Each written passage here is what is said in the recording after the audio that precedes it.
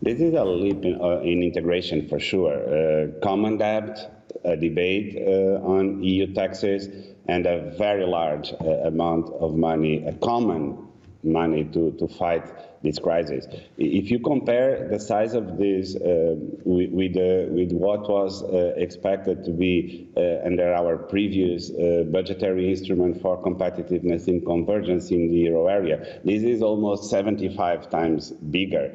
This is a very important moment for Europe. We know that we need to complete our institutions, and definitely common debt is one of those important institutions for Europe.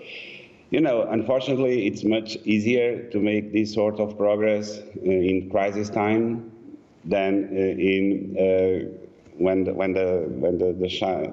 sun is shining. But this is what it is, and I think what we need to praise at this moment is the excellent response that at national level and at the union level we are providing to fight the crisis. Minister, in this context of economic recovery for the European Union and for the Eurozone in particular, I wanted to ask you about your future plans, because your term as Eurogroup president is expiring in July. There were media reports a couple of days ago suggesting that you were keen to resign from your position when you met with the Prime Minister Antonio Costa.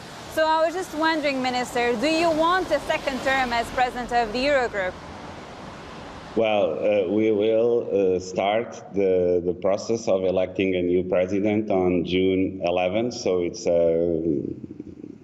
little bit more than 1 week from today. And I will take all those decisions until that date, and they will be announced to first my colleagues and then everyone else.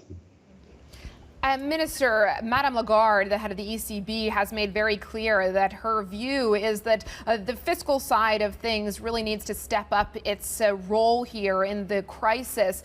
Do you agree with that? Do you think that the ECB has actually taken on more than its share of the burden here when it comes to supporting the European economy and paving the way for recovery?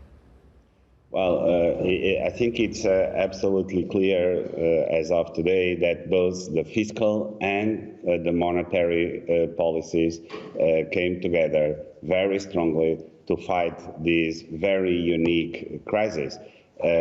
We have to make sure that this is a temporary crisis. This does not have any structural dimension behind it, and we cannot develop it into a financial crisis, because that will be very negative for everyone. So this dialogue between the fiscal and the monetary dimension in Europe has come along for quite some time, and I have no doubt that this time we acted united.